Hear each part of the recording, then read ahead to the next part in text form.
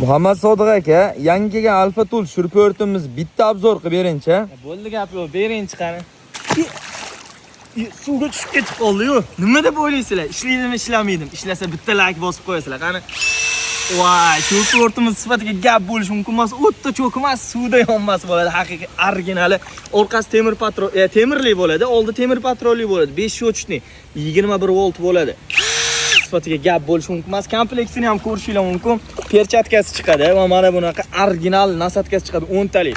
Zapas batareykasi bor, 21 volt va zaryadchiga chiqadi. Ustiga ham mana bu joyiga shuruplarni solib qo'ysanglar bo'ladi.